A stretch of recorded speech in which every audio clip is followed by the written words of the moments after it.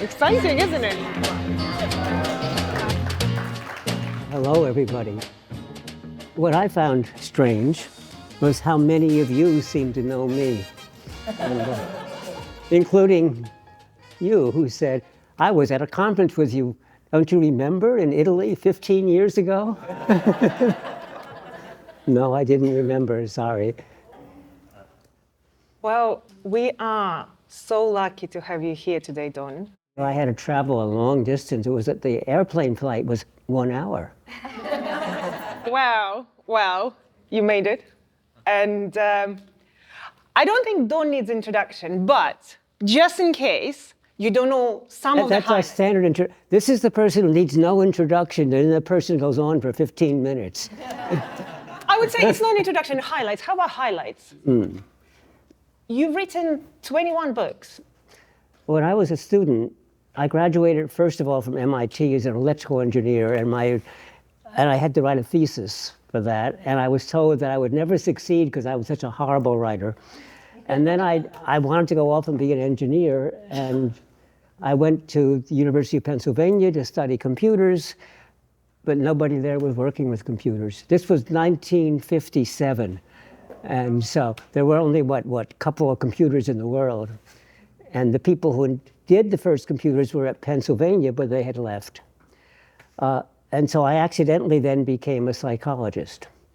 But what I did in psychology was take my engineering background and apply it to psychology, which was, therefore, most psychologists didn't know what I was talking about, and they didn't like it. And when I got my first job, it was at Harvard University, and I was introduced to the faculty, and the world's most famous psychologist in the 20th century, B.F. Skinner, he stood up and denounced me and what I was doing.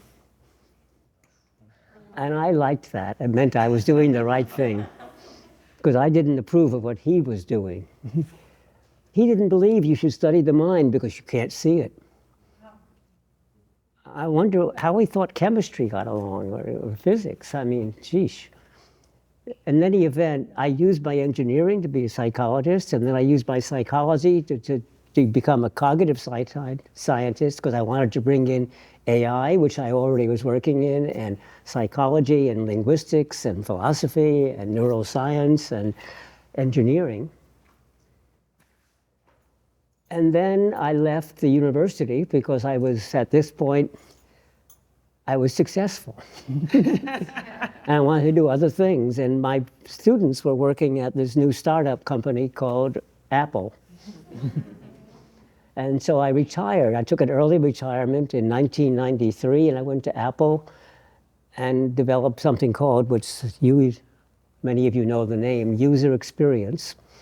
So I invented the term, and it's now badly misused, so we're throwing it away. So if those of you who call yourself user experience, I'll tell you why you shouldn't. And I was at Apple between jobs. That's a pun.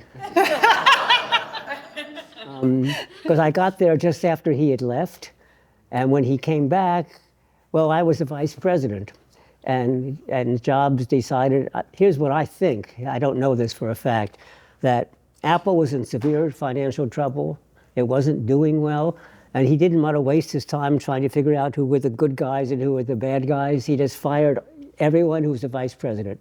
He got rid of the entire executives. In fact, we bought his company in order to help bring out a new operating system, and we decided that we would pay him $200 million, which the company was worth 100, so we said, we'll give you $200 million. And as soon as he met the CEO at the time, he settled for $400 million. And I believe that he thought he had bought Apple and he received Apple. Apple paid him $400 million for the, so basically he fired everybody, including the CEO and everybody else, and took over. And he killed my group, which was the Advanced Technology Group, which was the research group. And he saved Apple. He absolutely did. And as for closing the Advanced Technology Group, it's a research group. And when a company is really in bad financial shape, research is going to be for the 10-year future. You can't afford that. So there were no problems. People wonder whether I'm I'm upset that he did this. Well, no, I'm not. And what I did is I went to my friend at IBM and my friend at Xerox, and all my friends, all my staff, 200 people got hired like in the next week. So after that, I ended up starting my own company, the Nielsen Norman Group, which still exists, and became a designer. And because I was sort of moving towards design, and design turns out to be kind of neat because it combines everything, but we actually build things. So as opposed to an academic where what I like to say is in academics, there's a lot of thinking, but little doing. And in industry, there's a tremendous amount of doing, but no thinking. And the fact that you don't think in industry isn't because people are stupid. They're really good, bright, all of you who are in industry, but there's no time. The story I'd like to give about when you're doing a new product, the day the product team is put together, it's over its budget and behind schedule. And so there's no time to do things properly. And the way we teach people, the way I teach people to do design, it doesn't work when you actually get out in the field. And so I'm now going around telling people that the way I teach you is a really good way to teach you. But don't think that's the way in which it actually gets done. Because you have to learn how to piece all the things that we've taught you, but do them in very different orders, in very different ways. I was just talking to my son this morning. I flew up from San Diego yesterday so I could go to Berkeley and be with my son overnight, who is a venture capitalist and funding startups for the Y Combinator Venture Fund. Some of you know what that means, some of you don't. And he said he got his degree in economics, but gave up at economics as soon as he got out into the world. Because it doesn't matter what economists are planning and saying and thinking and all the wonderful models and research. In the end, it's all political. And the people who make the decisions are people who, they don't understand economics, they don't understand technology, they don't understand a lot. And yet they make the decisions that control our lives. It's really frustrating when you get out in the world after you've been through academics, where we have this wonderful, clean world. We call it the white room sometimes, because we make sure nothing disturbs what we are trying to do. And when you get in the world, you're not in a white room. And everything you're trying to do, there's a million forces disturbing and changing it and saying, no, you can't do this, or oops, you're getting, you can't do something because somebody else has already patented it, and you can't do this, and you can't do that. And it's interesting, when I was the vice president of advanced tech, all the vice presidents in the Bay Area, this area, we would meet periodically and talk about the work we were doing.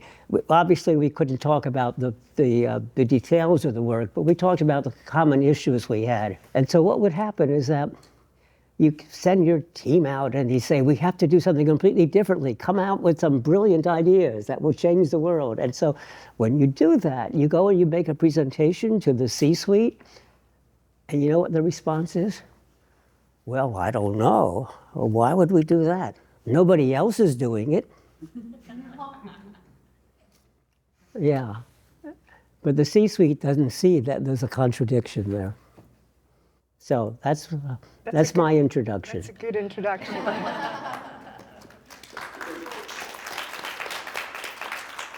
But actually, no. I want to do one more introduction. So I've retired 5 different times.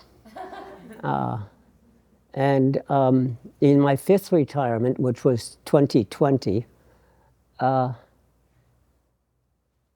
I wondered, what I should do. And one of the things it's really important if you retire is keep busy. Lots of people in their life look forward to retirement. So, I don't have a boss anymore. I can do anything I want. But And they go off and they do wonderful things like play golf or travel or do whatever for 6 months, and then they're finished, and then what? And what happens is they die. I'm serious, they do. A lot of people die early because basically there's nothing to keep them going. But if you're always interested in something and always doing things, you can keep going for a while. And for example, I still have lots of time in front of me. I'm only 89. So, yeah, you got to keep busy. So what was I going to do? And I decided that all these books that some of you know about were telling you how to design things that were easier to use and more understandable, and actually it would help change people's lives in a positive way. But the world was falling apart, and I wasn't addressing that. And the things I was talking about were good and useful, but wasn't changing the world. So I decided to look at what was going on in the world. And I thought I would write about the problems we're facing in the world. And I said, but no, there's nothing I can add. There's lots of books and lots of good people talking about the problems in the world. And I didn't see where I could add anything to it. So I thought I would talk about the solutions. Well, same thing. There are lots of good books out there, lots of good people, and lots of organizations working on the solutions. I didn't see what I can add. But the interesting thing was, interesting to me, was that we knew all these solutions and we know the problems, but nothing is being done. So why is that? Well, it's human behavior in many ways, and it's the same kind of thing I talked about where the executives say, be innovative, but if no one else is doing it, how do we know it's the right thing? People are really good at responding to a crisis, like the fires burning in Los Angeles. But they're not very good about preventing it in the first place, because all the things that are causing the great devastation in Los Angeles were known about beforehand.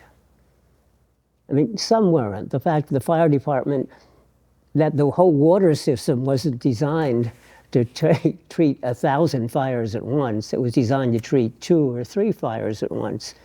But the fact that there might be a fire, that the homes were being built too close to one another and weren't being built in a fire-safe way, and that we didn't clear out the underbrush properly, that's been known for a long time. The same with the COVID pandemic. We knew there was going to be a major pandemic, and there were plans, et cetera, in place to treat them, but nothing ever happened until after the pandemic. So it's human behavior, and I decided that I understand technology, and I understand business, I understand people. I've been trained in all 3 of those areas. And so that's what my new book is about. And what I do is, but the book that I'm most famous for is called The Design of Everyday Things. And I hold that up now and I say, you see this book, which it published first in 1988 and again in 2013. In fact, there it is. You can hold up the book. It's wrong. But what's wrong about it? I still teach from it. I still believe everything that's in it. There's nothing wrong in the book. What's wrong is what's not in the book. Because we are making these wonderful, wonderful devices. Let's take Apple as an example. Apple, Johnny Ive, great industrial designer, one of the most brilliant industrial designers in the world, knows how to make beautiful, wonderful objects. But in order to do that, nobody thinks about the devastation to the environment, to mine the materials and then to smelt it, to make it into a form that we can use, and then to manufacture, in which we pollute the air and the water and the land, and then to the factories that use underpaid people, basically slaves, to create it. Foxconn being the major company that makes it. They have 1 million employees making these things. And we don't think about that, or we don't think about with digital technologies how we're changing culture, addicting people deliberately. In fact, I know this because I used to teach this. I used to teach you. Addicting people to your product was a good thing. You want them to stay with it as long as possible. And we designed the products so they don't last. because we make our money selling products, so it's nice with the product. It's the automobile industry that really started that, where they came out with a new model every single year. That was a minor improvement over the previous one. In fact, they would decide what they were going to build, and then they would they wouldn't put it all in the version of the car they were building. They would put in this year, and they're saving that for next year and the year after. And about every 5 years, they do a major change. And they assumed that you would have to buy a new car every 5 years. And they made sure that that basically people would laugh at you if you had an old car. And so it used to be the joke that, oh, you must be a college professor because you're driving a 10-year-old car or 20-year-old car. That's harmful. So what are the solutions?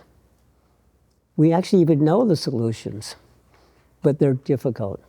The solution means to change the economic system, the economic basis of how we work, to change the business models. And we can do it, but it's going to be difficult. But that's what I'm devoting my life to at this point. And so 2 things I want to talk about. One of them I've already seeded. Someone will ask me in the audience. And another one is the charity that I'm now running.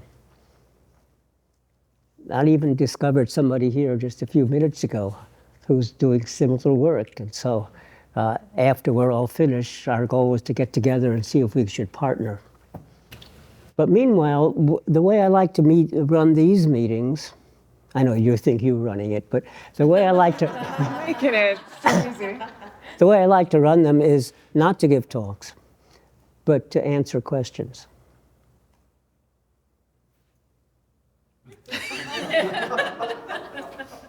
You make my life very easy, Don, because you have so many stories that I literally don't even need to ask questions. I do have some questions I prepared, but by all means, tell as many stories as we can absorb, because I think I thought this was a good bio for me.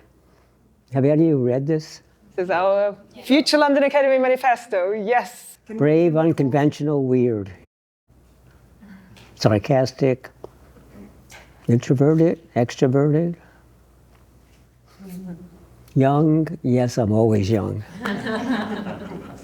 Well, let's start then from there, from you and who you are, Don, because your books are incredible, and we'll get to that in a second. But I believe that without who you are and your curiosity for life and joy that you have for life, none of the books would have happened, none of your career would have happened, none of your academic achievements would have happened. So from what I've observed of you, you are very positive, you're very humorous, and you're a very curious person. So I would love to know, where is this coming from? Have you always been like that? What created this curiosity in you? Those are questions I can't answer. Other people might answer it, and I would find that interesting. I mean, I don't know why I am the way I am. It's good that I'm positive, that look, I have to be confident, I have to be enthusiastic, and I have to be positive, because if I actually looked at the real world, I guess I would just crawl up into a little ball and fade away. No, I have to think that, yes, we can change things for the better. Have you always been like that, positive about the world, or that came to you later in life? I became conscious and deliberate later in life. So but that doesn't mean it wasn't there earlier, but I was kind of, I don't think I was aware of what I was doing for the first half of my life, which is probably means for longer than most of you who have been alive. Well, that's good to hear that some epiphanies will come to us somewhere in our 50s. I feel like designers are focused on problem solving a lot of the times, which makes... Oh, problem finding. Problem finding, exactly, yes. Which makes you focus only on the negatives as a designer, while you somehow find hope and positivity in the solutions and where the world can go. I don't think of it as focusing on the negative. I think of it as focusing on the opportunities. And so that's why good designers are always watching and curious and observing how people are doing their behavior, their things. And we try to ask why they're doing it and what they're trying to accomplish. And then we try to imagine where we think we see people struggling or doing things that we feel aren't necessary to be done. We wonder, isn't there some other way of doing it? So we look at what the root causes are, what the goal really is, and why are they doing things the way they're doing it? Isn't there some other way? And I don't call that focusing on the negative. I think that's focusing on what we're trying to accomplish and trying to see what might be in the way. But of course, in design, part of what we're trying to do is change the world, because every time we design something that's new, in fact, if you're doing a startup, it means you're trying to do something that's new and different as well. And so your goal is to improve things, to change things. Here's something that could be very useful to people. So you're looking for the negatives because you're looking for something that isn't being done today. But I don't call that negative. I call that opportunities. Let's talk about your journey as a designer, from your first book to your latest book, and how your thinking changed and evolved. For me personally, I obviously also read The Design of Everyday Things, and I think it was the book to read for any designer who wanted to call themselves a designer. I don't think you were even allowed to call yourself a designer if you haven't read that. My first book was called Models of Human Memories, Yes. Mathematical models of people's memories. And so my first 10 or so books were textbooks in psychology, but based on mathematics, based on information theory, etc. And because I started off with a good technical background. In fact, STEM, basically. I'm well-educated in science and technology, engineering, and mathematics.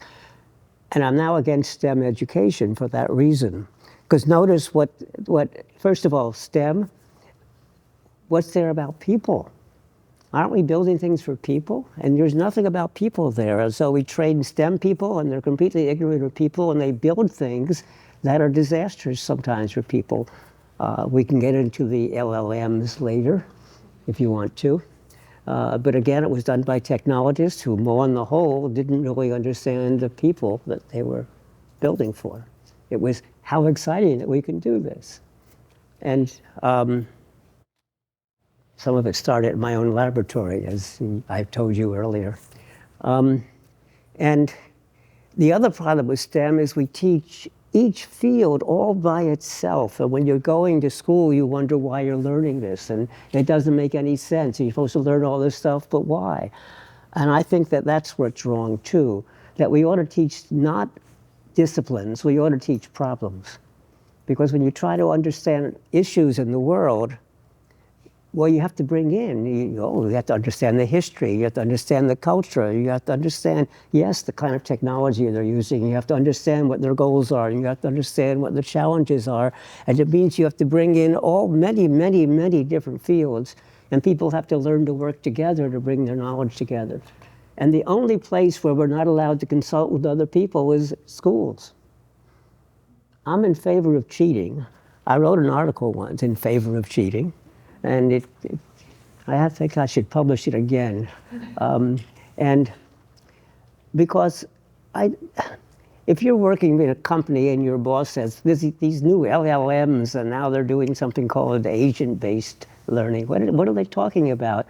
I want you to give me a short report I can read and understand what this is about. And suppose you don't know how to write it. Well, the boss wants this answer. Doesn't care how you do it. So you ask your friends. And somebody said, oh, I was writing a little piece, and could I borrow a couple paragraphs? Oh yeah, this stuff would be great to put in my report. Or you find out other people who do things, and that's good. It's how you collaborate with people and how good work gets done.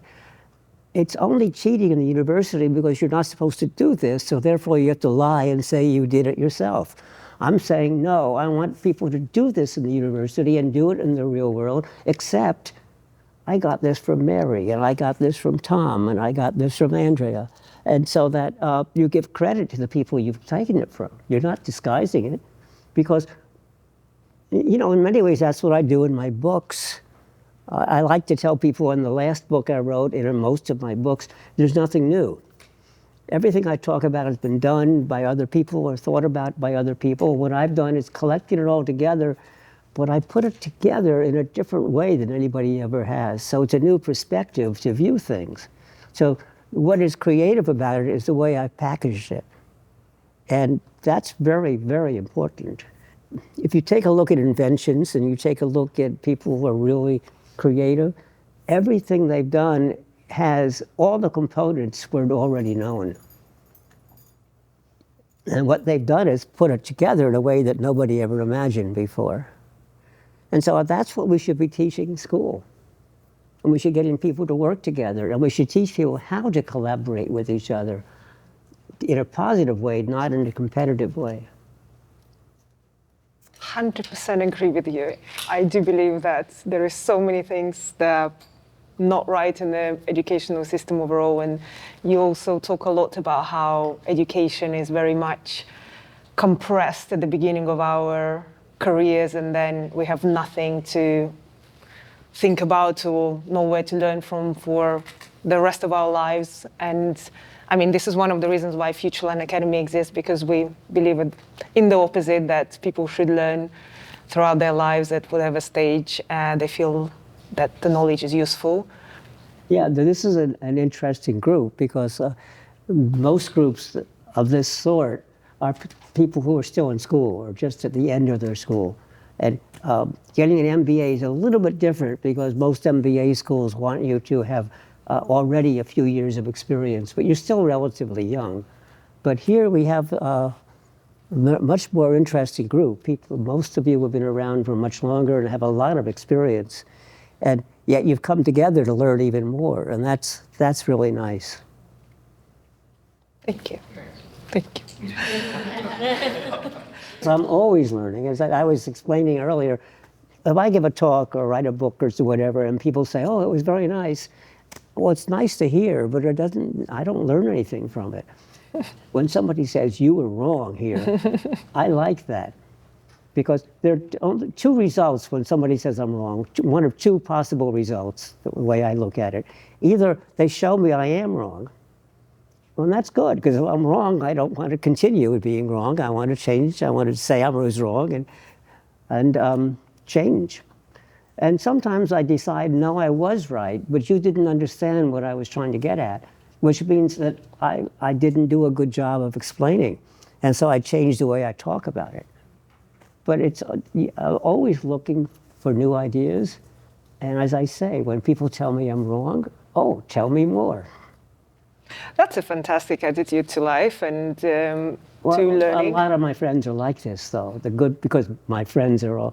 One of my good friends, he just the other day got the Presidential Medal of Honor. Biden had to give it quickly before the next crew came in. And he's 94 years old. And so he's still older than me. He's Marty Cooper, and what he did was he developed the very, very first cell phone. You know, the big one, the big heavy brick for Motorola. That was his team, and he still is giving talks to the FCC and convincing them, trying to convince them that, you know, going to 5G and 6G and 23G is nonsensical. What it is all trying to bring in more money for the phone companies, not necessarily doing any good for the people. And he's trying. He tells me he doesn't want to talk to me anymore because we have a problem. He and I, we agree about everything, and it's no fun talking to you if you're always agreeing with me. He said. Love it. He lives only a few miles from my home. He lives on the beach in Del Mar, which is just north of San Diego. That's so brilliant. Talking about education, you talk a lot about how designers should know more about business and finance and logistics and supply chains and all sorts of subjects that traditional designers are never taught about. Why do you think it's important for designers and creatives to know all of these subjects? If you want to be an academic, you don't have to. If you want to publish papers, you don't have to. If you want to do wonderful designs, you don't need to.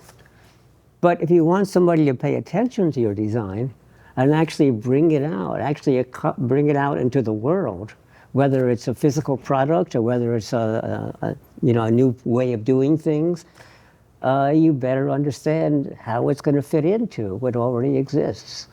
And so many designers, they complain to me. They say, what do you do when you have the perfect design and then the marketing people ruin it, or the manufacturing people ruin it, or whoever ruins it?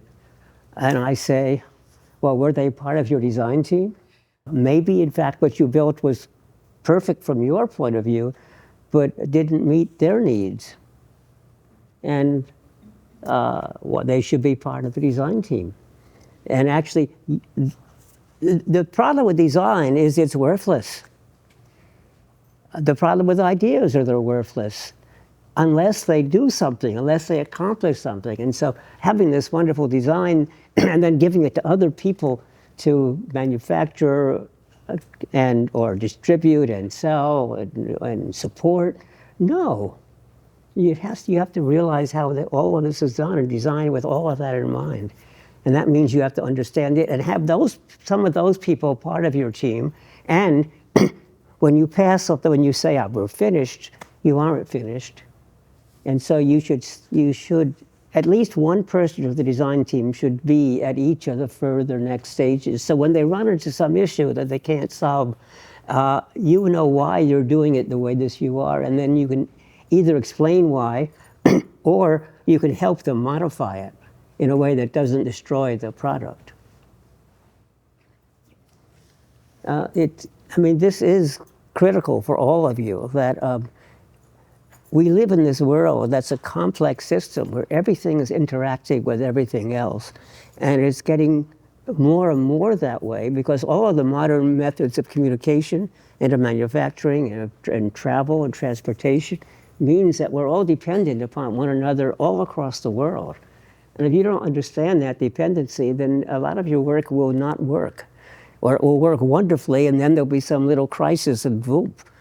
There'll be a fire in, Southeast Indonesia, which will destroy the one plant that is doing the one part that you need for your work. So how can we all learn these things? Because it sounds like you need to know everything. It isn't that every individual has to understand everything in the world. It's that the team you're working in has to understand. And so what you have to do is, therefore, don't hire people who are just like you. We need people who have different training and different backgrounds, different histories. People talk about diversity, but they often just emphasize that people will think differently and that's more creative, and that's true. But the other reason for diversity is you need different skills to bring them in. Part of what you talk about when you talk about designers understanding the business and the other aspects so they have more impact in the world but also have more successful careers. You talked about the role of chief design officer and how designers can get to the C-suite.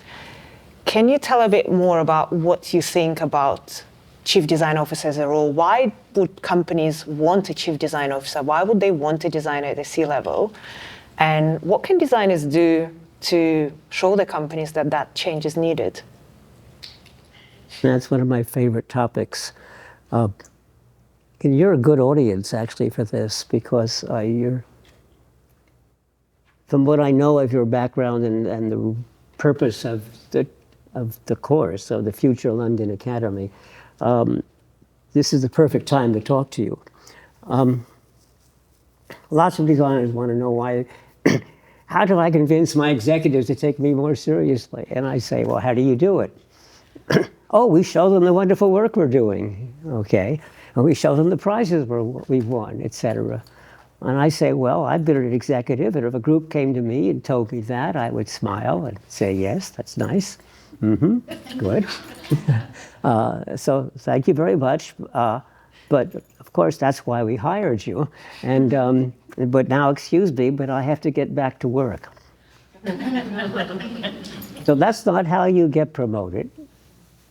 Yeah, I mean, you may get promoted technically. There's, you know, in the technological direction, but you're not going to get into the administration until you demonstrate that you have a contribution to make in administration. And a problem we have with designers is that they love design. And if you go into administration, you can't design it anymore. And that's true. And so this is true, by the way, but this design isn't anything special. Take people who are trained in engineering, which may include many of you. You may love the engineering and love the work you're doing, but if you want to have some say over what work is being done, you have to move up into management. And then you can't do the engineering anymore. But and for many people, that's a problem. And so many large companies have two tracks. They have the professional track and the administrative track, and they try to keep the salaries roughly the same. You know, they're still below the C-suite level. But when you get into the C-suite, then that's different. And that allows people who are really good at their field to get promoted and be rewarded. But they still don't have much say in what's being done. If you want to have a say, you have to demonstrate that you're doing something for the company. So the way you convince them is do not go and tell the people, you know, you're destroying the world of the way we're manufacturing and doing parts. Because executives do not want to know what is wrong with the company. And again, let's take the case of really good executives. They actually do want to know what's wrong. But they don't want you to come and tell them. What they want you to do is come and tell them a solution. Now, the solution can't be, oh, do you know about the circular economy? We must use the circular economy so that we don't waste and that things are repairable and that they'll last longer, et cetera, et cetera, et cetera. No, that isn't going to work. Why? Well, we make our money selling products, and you're telling me, no, we don't want to have as many products out, and we want them to last longer and be replaced. So how do we stay in business? So you have to answer that question. Now, the only answer I've been able to figure out to that question is, well, we sell services, not products. But that requires changing a lot of things, the economic models and the way people think about it, because, well, think about your life. We got used to the fact that apps were free or low cost, or that we could, you know, read any newspaper in the world or read any article in the world, et cetera. Nowadays, they're all behind paywalls, and you have to subscribe. And how many different subscriptions do you have? And some of the subscriptions are, I mean, I have so many subscriptions, I don't keep track of them. And every so often, we discover we've been paying for something for, you know, the last 5 years every month without even using it. We didn't even know that we were subscribing anymore. That's not conducive to the service economy. But nonetheless, I think we can change things. Let me just take telephones, for example, cell phones. We think we buy the phone, and what do you mean I'm not going to buy the phone, I'm going to simply rent it from you and pay you a fee? Well, two things. First of all, that's the way it used to be. In the United States, I'll talk about, and I don't know, I'm old enough to remember this, you may not all, but we never used to buy phones. We weren't allowed to. The phone company only we paid money every month, and the American Telephone and Telegraph Company gave us the instrument, installed it, and guaranteed it to work. And if it went wrong, we'd call them and they'd come and fix it. And that was service. The problem was that they became lazy and they didn't ever want to improve it because it was a pretty good cash cow for them. And in fact, they ran the Bell Telephone Laboratories, which was one of the most effective research labs in the world, actually. And the reason they were doing this is because they were a monopoly. And so there was a fixed profit they could earn. But the fixed profit was a percentage of their expenses, and therefore they wanted to have as high expenses as possible. And the Bell Telephone Laboratories, they were basically told to spend as much money as they could, because that would increase the profits of the company. It was really bizarre. In fact, I have friends who went to work for Bell Telephone, and they were told, do what you want to do, but please don't try to make the phone system better, which was kind of crazy. But in any event, they weren't making the systems any better, and people were inventing all sorts of new things that we could do with phones if only we were allowed to do it. So that monopoly was killed. But nonetheless, it was a service that worked. But today, it's the same thing. You don't actually own your phones, most people. Very few people go and buy the phones and pay cash. Mostly you go to the wireless company, and you buy the phone from them, and they say, well, you don't have to pay us cash, we'll just pay us by the month, right? And every year or 2 years, we give you a new phone. Well, that's really a service. But that's an example that you can do services and that people will accept it. But now to go back on track and then finally end the story. If you want to become an executive, you have to switch from your special knowledge about the field and try to instead say, what's good for the company? What can I offer the company? What can I tell a company that will help improve their efficiency, improve their bottom line, either lower costs or increase profits, increase margin, increase all the things that people care about in the company. And you have to actually, again, think about not just your group, but how all the groups could work together and what's good for the company, or maybe even what's good for the local economy and the global economy. And so you have to become a different person. Now, engineers do that all the time. And when I've explained this to designers, I say, well, how do you think engineers do it? Oh, well, they go off and get MBA degrees. Well, yeah. Why don't designers get MBA degrees? There are very few designers who are chief design officers of major companies. Very few. I don't know what the number is. It's like 100 or something, which is a very small number. You're going to meet a couple of them tomorrow and the day after. So I think I'm the first designer that is on your schedule for this visit, but you're going to meet a couple of really good ones afterwards. And if you ask them how they became chief design officer, I think they will give you a similar answer, that they are thinking about what's good for the company. And so the way you convince a company to take design more seriously and to hire them, you don't. It's the designers themselves who have to convince the company that they are offering some value. How did I become a vice president of Apple? It isn't because I was, talking about making it easier to use the systems. It's because I was actually doing a much more broad approach to Apple. Because I wasn't a trained designer. I've never actually been taught design. I learned design by working with designers over several decades. But it meant, though, that I had a background. I understood the technology, I understood programming, and I began to learn business. I remember I was first amazed by what marketing was talking. One of the first things that happened to me at Apple was one day John Scully, who was the CEO at the time, called me to his office. He would call me to his office all the time. He would say, Don, I have a great idea. And, I used to say, he would once say, Don, this is a great idea. Let's get to work on it. And I say, no, you can't, John. You had a great idea last week.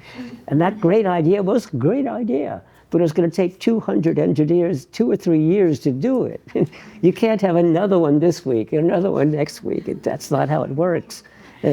And he never quite understood that. But one day he called me into his office and said, we have something important going on.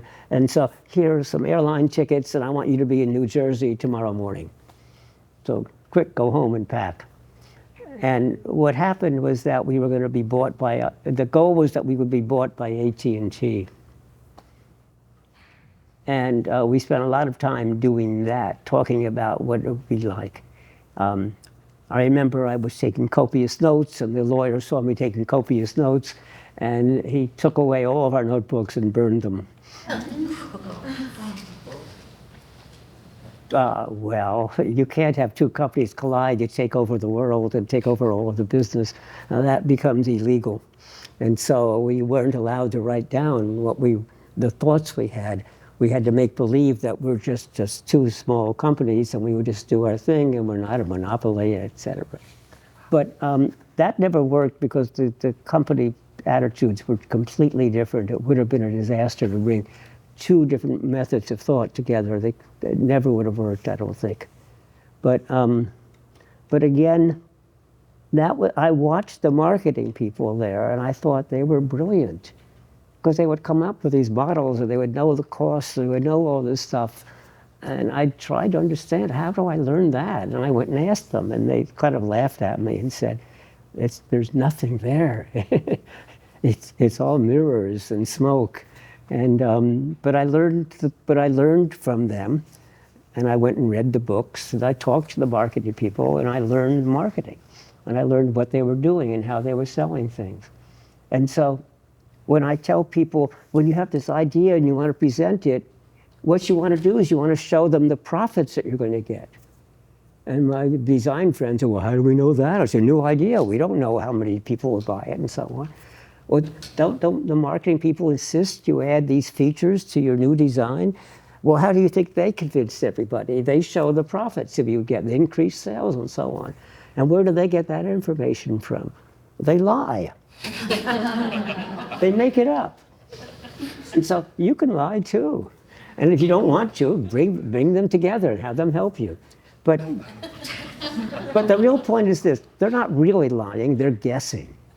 But executives are not stupid, because that's what they used to do before they got promoted, right? So that they say is, because they know there's no other way, you don't know. So they say, where did you get the numbers from? What were the assumptions you made? And you have to make sensible assumptions. But that's what they want to know. They want to know, how much is this going to cost us?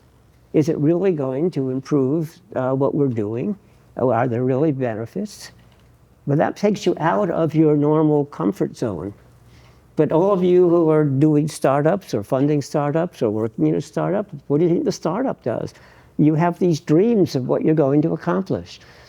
But they're dreams, and they're not real. And your job is to make it real. But your job, the most important job of a CEO is not to make it a better product. The most important job of a new CEO of a company is to convince funders that it's real and that it's worthwhile. In fact, many people who start a company and have these wonderful dreams of what they're going to build and so on, when they become CEO, they get very disillusioned, because that's not what a CEO does anymore. The CEO, as far as I can tell, mostly spends their time trying to raise money and then trying to handle the personality feuds among the people you've just hired. And as I've discovered, as a department chair of many departments, and as vice president, and in a lot of the work I do in consulting, that my most important skill is that of a psychiatrist. So that's what you need to get up to be the chief design officer. To be a good psychiatrist. Yes, well, to be the C-suite. But again, you have to offer value. And one of my friends who was a chief design officer of a company, a large one, I won't name it, because I won't name it, and says that a lot of the chief design officers that do exist in large companies don't have any say. They're there for the show. That it's like the human resource department of a company. Is that important? Well, yes. But are they respected by the other people? Not really. That's a mistake. But, and they have to, and I think, and I've talked to a lot of people in HR, and there's even now a new part of HR, which is emphasizing the experience of the employees. And they're trying to make a difference, because they realized they were the weak link. And so the sort of thing I'm talking about here is the same thing I talk to them about, whether they have to do to be more respected. I noticed, Don, that you're wearing an interesting pin today. Can you tell us a little bit more about the pin that you're wearing? So, I planted that question, by the way, and No one noticed. and several people did ask me already, and I said, ask me in public. So actually, how many people know what this pin is? Raise your hand. I'm just curious how many. 1, 2, 3, 4. Okay, 5.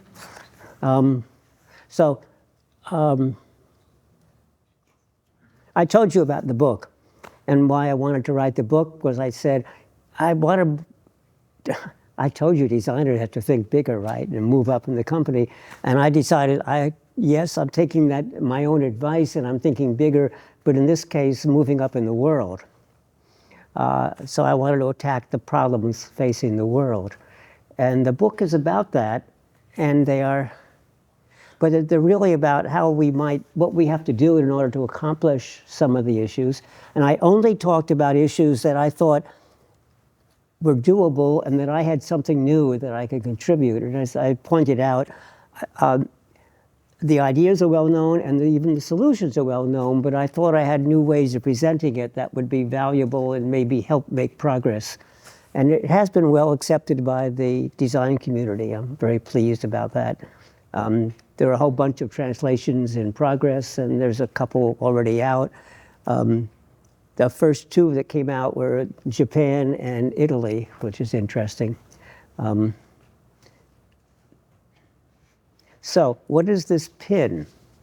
This is the United Nations has a list of 17 Sustainable Development Goals. And actually, there are only 16. So what the 16 are things like hunger, equity, floods, famine, education, transportation, modern facilities, electricity, clean water, etc. And of course, the atmosphere and the oceans. Number 17 is actually something different, but number 17 is in many ways what I'm doing. Number 17 is that these problems are so big and serious that no single person and no single group can address them all. And therefore, we must band together in order to attack all of these issues. And so part of what I'm doing, I called the work I was doing humanity-centered design. That the area that, as I told you, the design of everyday things teaches human-centered design. We should have to really focus on what people's real needs are and address them and make them in the language and methods they understand. That's what it's about. And I said, that's a good thing, but it leaves out the destruction we're doing to other things, to the environment, to all living things, and to cultures. And so I call that humanity-centered design. And if human-centered design is HCD, I call this HCD plus. It's the same thing, except it's more, and it's looking at the whole system. And so I have 4 major principles in human-centered design, and the ones in humanity-centered design are the same 4 principles, except looking at the impact outside of just the group we're designing for, but how is it impacting everybody, everything? Not even everybody, it's even the whole ecological system and all living things, because we are part of a system that has to all function together. Well, so what did I do in addition to writing the book and giving lots and lots and lots of talks all around the world?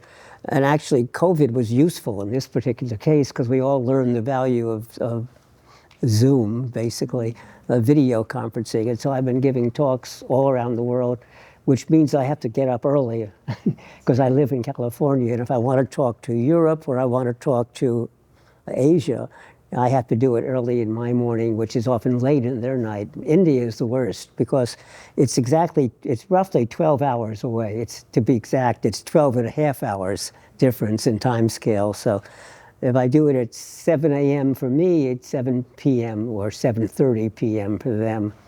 And if I do it at 7 p.m. for me, it's 6:30 a.m. the next day for them. It's messy. What I'm doing really, and what I think is most important, is spreading the word. So I also started a charity. It was named after me by my colleagues. So it's the Don Norman Design Award. It's a nonprofit organization, what's called a 501c3 in the United States. And what I said, they wanted to offer a prize in my name to, some designer who had done some wonderful work, and I said no. That I've gotten prizes at this point, and it doesn't matter anymore. When you're well known, you get a prize. Well, it's nice, but it doesn't change what you're going to do. So I said, when do you most need the reward? You need the reward when you're starting out. And so this is a reward for early career professionals who are or early career practitioners who are actually doing something in the world that is making things better. And the sort of thing they must do is one of those 16 items that the United Nations has flagged. And they have to have enough evidence that we can see they're on a good track. They're early career, they won't have had much time, they don't have much funding, so they probably don't have, major results. But enough that we can see what's happening.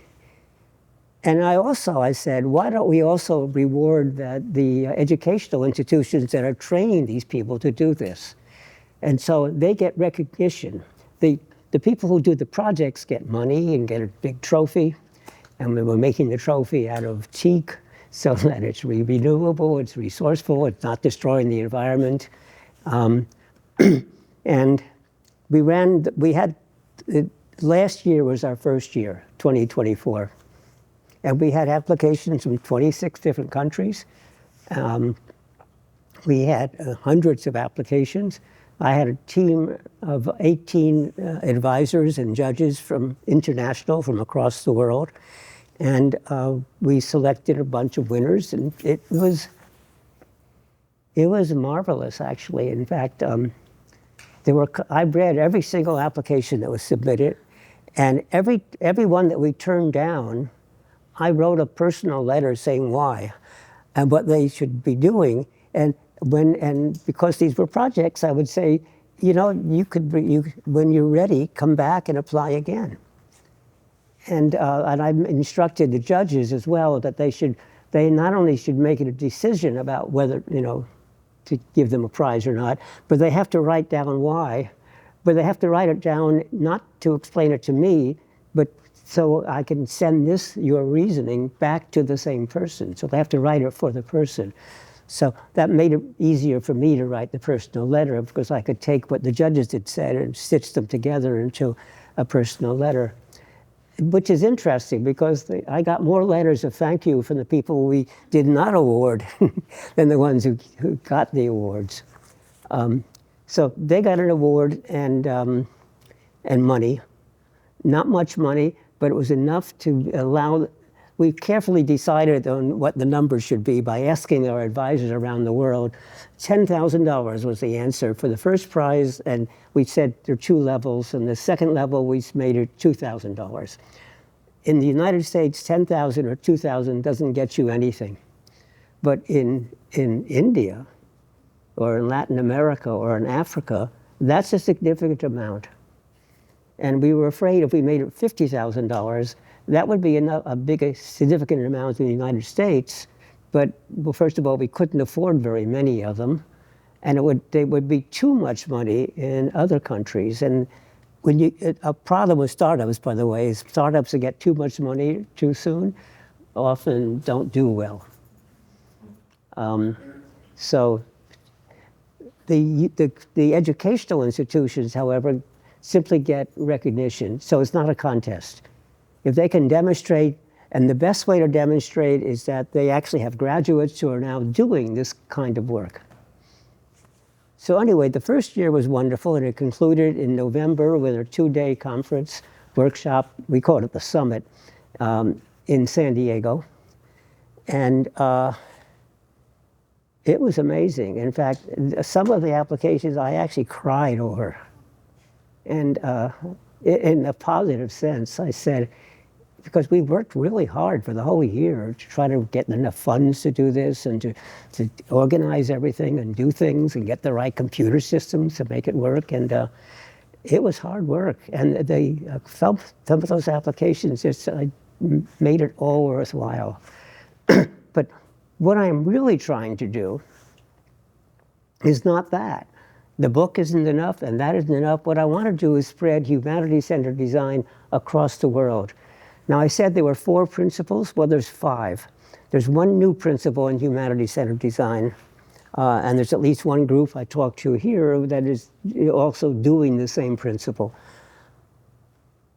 We've had colonialism in the world for a long time, and what colonialism is when the European nations, and for that matter, the Western world, we call it, which includes the United States and a lot of the technological countries today, go across the world and take over some other country, discover a country as if nobody had been living there before, and tell them how to run their country. And I'd like to tell the story in India about, isn't it nice that the British came in and said, oh, you don't know how to run a country, so we will run it for you. Isn't that nice of us? Yeah. No, that's not how you should run a country. Well, if we designers, if you take a look at the way foreign aid is done in the world, what happens is the foreign aid groups, which are usually either governments or big foundations, go out and they gather together all the experts, and those experts go into a country for a month, 2 months, 4 months, and they come back and they write a report and they say what's wrong with the country, and they say, here's what we need to do, and it's going to cost so many $1 billion, it's going to take 10 years or more, and they get funded and they go off and do it, and they fail. Almost all foreign aid has failed. And quite often it goes way over budget in the failure. And that's because experts really are experts. They really do understand the problem, and what they wrote is very sensible, but they don't understand the people. And if you really want to help people, the answer has to come from the people. People have lots of good ideas. And moreover, you don't have to send people in to understand what the problem is. The people living there know what the problems are. They may need help in coming to the solution, because especially big problems like good health or good education or clean water are systems problems, and they require a lot of resources, and they may often require, they're often political issues as well that could require assistance. And so what I'm saying is designers should not be colonialists, handing off the solution to other people and saying, this is what's good for you. But it has to come from them, by them, or at the very least with them, which is an old philosophy in design. It's called co-design, collaborative design. So it's not a new idea, but it is not widely applied. And it's difficult. It's really easy to say we should let the people decide what they need. But if you ever go to a town hall meeting or a local community meeting, you'll discover, no, the community has 20 different ideas, many different ideas as there are people. And they can't agree, and there's fights among them. And finally, you can manage to get an agreement, but guess what? You go away for a little while and come back, and with a different group of people this time. And you start all over again. It's not easy to do this, but it's the right way to do it. And in fact, in general, all things that are important are difficult. So what I want to do is I want to spread these methods across the world. That's my real goal. I think we have time for maybe 1 or 2 more questions. Okay, Felix, go. On AI development, do you think it should be regulated, or can it even be, or a private sector question? The answer is yes and no. And a problem with regulation, I'll talk about standards for the moment, because it's the same issue in some sense. the problem, standards make lives easier. If everybody who's doing something follows the same standards, it makes it easier. It means that we can use different devices because they all follow the same standards and they all obey this, and that. When I remember years ago when you bought a lamp in England, it didn't come with a plug because they hadn't standardized the plugs, and so you then had to put on the plug that matched the way your house was wired. And even today, do you know, when you travel, how many different kinds of official plugs there are across the world, and trying to match them and get all these devices that will fit them all? Thank goodness the new power supplies are insensitive to how many volts and how many cycles per second the power is. Otherwise, you would have to carry a heavy transformer with you. So standards are important, but if you give the standard too early, then it impedes innovation. If you make the standard too late, it's too late and nobody will follow it. And some of the standards like Bluetooth, Bluetooth had so many different variations of standards that it was worthless. And it took many years before Bluetooth actually narrowed it down to nowadays there's one single standard that everybody follows, as opposed to many variations. And so I'm afraid about AI is we don't really know enough to say, but it can be dangerous. So the story I tell about how AI started in my laboratory. We started the cognitive science field, and we got some money from the Sloan Foundation, and we hired a bunch of young postdocs, the people who had just gotten their PhD, and we brought in this, one of them was somebody, nobody in England knew what to do with him, he couldn't get a job, but the letters said he was brilliant, just doing things that nobody understood. And so we brought him in, and then we had all these wonderful new postdocs, and we were telling them the work we were doing, and I was giving a lecture about something called perceptrons, which was basically an early neural network, but it wasn't a network, it was just one layer. And I explained why this was fundamentally interesting, but not very good. And someone said, "You're wrong." That's one of the new people. And he came to the board and told me what was going on in England and so on. And my colleague, Dave Romahart, and I was developing the field called human-computer interaction, but my colleague would work with this new guy and develop something, layers. And so the guy who told me I was wrong, who was brilliant and fun and humorous, and well, a month or two ago, he got the Nobel Prize for the work he was doing. Jeff Hinton helped develop neural networks. Well, Jeff, then he had started a company, Google bought it, he worked for Google, and he quit. And why did he quit Google? He said, because I think what I brought into the world is really dangerous and should never have happened. And I want to be able to speak out publicly. And then he made a point that, look, Google was not stopping me. I'm not quitting because Google was in the way, but I didn't feel comfortable criticizing a company when I was an employee, so I wanted to be free of that. And I don't agree with him completely. But on the other hand, he's one of the smartest people I know. And I don't know what to make of it. I really don't know the answer. Here's the real, I don't believe that we're going to get a general AI for a long time. And I don't believe that it's there, even if we do it, it's going to have all those negative stories about, oh, it's going to take over the world, and it's going to say we are getting in the way, and so it'll get rid of us, and all the people. There's a bunch of standard problems, a trolley problem, some of you may know about, which is a wonderful thing for academics to talk about, but in the real world, it's not relevant. And I think it's the same with the AI take over the world and kill all the people which are stopping it. No. But there are real dangers. One danger is it will get things wrong and it will be hard to stop. Another danger is that in warfare, all we need is one rogue nation, or not even a nation, but one militant force to develop AI automatically killing others with no guidance whatsoever, no human say, no input, nothing, but automatically.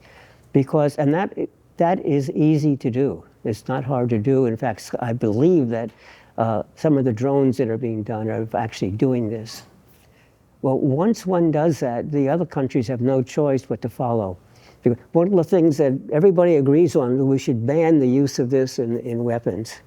The problem is you have to ban it for everybody, because once one person does, you're dead, literally. And therefore, it won't work. I do believe we should have regulations. And I do believe there's already some good examples, because the people in biology have had similar questions, and they actually managed to get together and slow up some of the development until they understood it more and were able to sort of put in ethical guidelines. But like all these problems we've been talking about all this evening, these are extremely difficult to set up. But I think we really must start doing it. We have to start the public conversation. But in today's world, do you know how hard it is? I've been attacked in the social media, and there's nothing you can do about it. But it makes your life difficult. There are a number of people who are resigning their jobs because they say they cannot live anymore with the attacks that they're continually getting. My attacks were just verbal, but some of them have been attacked with threats of, life threats. It's a difficult world we're living in. So don't let me get negative. We just went through, I'm trying to be positive. So the answer to your question is yes, I believe we should set up international committees to look at AI. But AI, first of all, people don't even know what AI means. AI is a very complex field. As I told you, I was just visiting my son, and so I saw that he had one of the new textbooks on AI, which he has notes all throughout it. It's a 1,000-page book. And it was written by two of my friends, and I said, oh, I haven't seen that book. Let me see what it covers. It's 1,000 pages. And it doesn't pretend to cover everything. And because there are many, many, many different things we're doing that are AI. When you take a picture and there's a little rectangle around the person's face, that's AI. It makes for better pictures. The fact that when the first digital cameras came out, I said, it's obvious, these are wonderful to have camera always available, but it's always going to be good just for casual pictures, because they'll never be of high quality. And it can't be of high quality, I said. It's a law of physics. The receptor is so small that any given pixel is lucky if it gets a single photon of light. And you can never have a high quality picture. And what I was saying, nobody disagreed with, everybody agreed. Except today, it's clearly false, right? But AI is what actually helped. We don't take a picture. The camera secretly takes multiple pictures and combines them. And secretly doesn't just look at each pixel, but actually combines all the pixels around. So it's more as if they had more area. Because if you take 4 pictures and combine it, it's as if the area were 4 times as great. But they do it, it's AI. And AI does all sorts of wonderful things. But it also does negative things. And the LLMs, we don't even know what they do. We all understand exactly how they work and what their principles are, but we don't understand what it does, because as it is experiencing the world and being trained, it sets up weights. The weight is simply a number between 0 and 1, which says how much we should emphasize a signal coming along this branch. And there are trillions of these branches. And so the weighting structure is what determines what it does, and nobody can understand that. I get asked a lot by designers, especially young ones, how will I ever get a job? These systems can take over and do things better than I can do, et cetera. And my answer is, no. if I want you to learn and use AI systems, and I want you to experiment with them, because it will make you a better designer. It will take away some of the things you're doing today, and it can do with them just fine. But a lot of the things that it will take over are the things that you may not even like doing, or maybe you do like, but it's really, when you do a sketch and you have to finish it and make it look real and all that, it can take you the whole week to finish one good drawing. Well, this thing can do it in an hour. But you shouldn't say that takes away my job. You should say, wow, that frees up all this time for me to really think more deeply about what I'm trying to accomplish and different ways of doing it. And if we actually think about it in a positive way, if people who say, I am an expert at using today's AIs will be more in demand. And if you don't know anything about it, you may not get a job. And the way to use it, it's kind of fun to be using it. And some of the new things that are coming out are wonderful. I just took it's called the Notebook LM, which is a free service that Google just released. But what I did is I fed it the entire contents of Design for a Better World, the book, and the entire contents of Design of Everyday Things, and it creates a podcast discussing it. And so I listened to the podcast, and I thought it was pretty good, but I interrupted, because you can do that. And I interrupted, I said, excuse me. Oh yes, one of our listeners would like to ask a question. This is, I love this podcast. You're talking about interesting things, and it's nice you have these two books, but you've intermixed the information where relevant. But it's too agreeable. So one person asks, what is about this question? And the other person gives the answer for the book. And the first person says, oh, that's wonderful, and so on. But no, if you actually read the book, a lot of them I say, this is the solution, but it's really difficult to implement. In fact, we may not know how to implement. And by the way, I'm Don Norman. I'm the person who wrote the books that you're talking about. But the podcast was wonderful. It said, oh, how nice that you're here. We've never had the person. And then I said, you're making a good point. That maybe we shouldn't be so. Maybe we should also talk about the difficulties of implementing it. And then they went and they modified how they were giving it. It was wonderful. Now the problem is that it doesn't have any memory for the podcast itself, so that it won't remember. The next person who I wanted to make this public and have other people who listen to it, but it won't remember what I just told it. So I've actually been talking to some people about how we can make it remember, which is to change the background prompts that it uses. But the point being that this is going to be interesting. For the charity I've developed, we spend a lot of time. We made up something called frequently asked questions, FAQs, which was invented by a friend of mine who worked at NASA. I was a librarian. And they were really, but today, most of the FAQs are fake, that somebody just makes up the questions and puts in the answers. And people with real questions, you can't handle them with the limited FAQs, or even if you handle it, they can't find it. But I think the LLMs will solve that. And so what we want to do is in the charity, we're feeding it not only the books, but we're feeding the instructions and the kinds of people we're looking for, and the results of last year's contest. And so other people can see and answer their questions. And I think this will be a really positive thing that we couldn't have done in any other way. And we're already putting it together.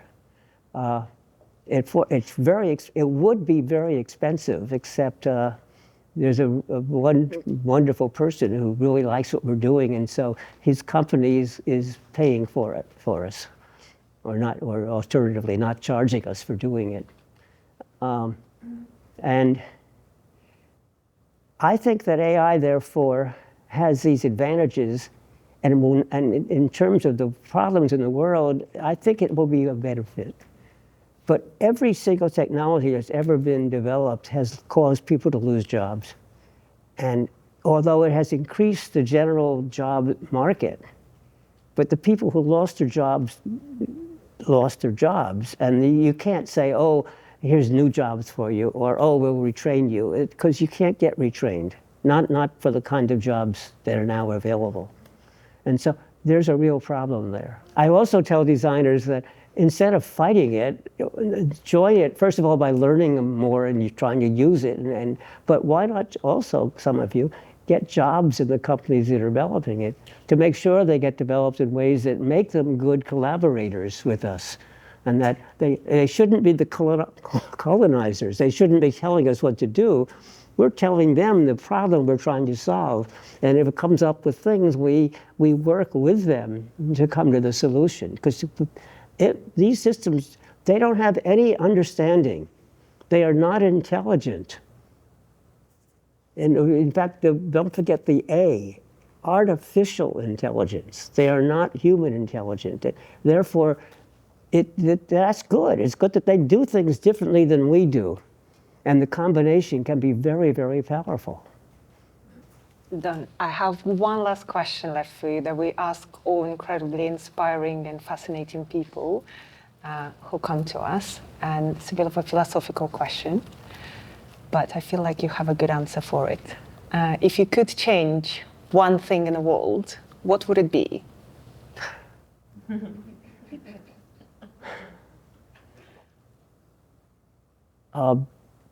The economic system. Now, that doesn't mean capitalism. It means what we do today. There are lots of virtues in, if you look at the origins of capitalism, and if you look at the fundamental principles behind it, it's actually pretty good. But if you look at what we do, that's not it. And I would like to, there's too much power in the hands of too few people. The salary, the monetary discrepancy between the people who are very wealthy and the rest is huge. And even if you get a well-paid job at a company, even if you reach the C-suite and you get even more money, it's still the CEO and the few top people get an astronomically large more amount of money. And I don't understand the rationale for that. I don't believe there's any rationale for that. And the problem is, if everybody received at least a comfortable living wage that you could live on and not worry about where you're going to get your food and how you're going to clothe your children, and et cetera, that might be okay, but we aren't there. And I think that the economic disparity is horrible, and the power that's in the hands of a few very, very wealthy and powerful person is huge. But there's a saying, which I keep forgetting the name of the person, some famous person who said it, is that we have to be tolerant of all other cultures and groups, except in order to be tolerant of all groups, we have to be intolerant of groups that are intolerant of others. So groups that say, we know truth and the rest of you are wrong and therefore we're going to kill you all or whatever, we can't be tolerant of that. And unfortunately, the way we begin to see the way that social media is taking over, it almost sounds like we're reducing the tolerance we have for live with other people. And that's the one thing I wanted. Well, I started off by saying economics, but these things are all closely tied to one another. But that's what in the end, what I'm really trying to do is change the world. I think you are changing the world, and your books very well document all the incredible work that goes into changing the world. And I think all of us sitting in this room who read your books show that how much you actually already changed our thinking, what we do as designers and what we will do as designers. So thank you for always being generous with your knowledge and putting so much effort into the change that is needed. Well, then the responsibility comes back to you. I can't do it, and I don't know how many more years I have left. it's order of magnitude of 10, right? I'll be lucky if I have 10 more years. So it's up to people like you to make the difference.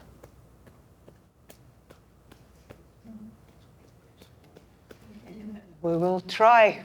We will try. Thanks again, and seriously, thank you so much for coming here and for being in the same room with us. I personally learned so much, and I think I still will take time to digest everything that you shared. So thanks again.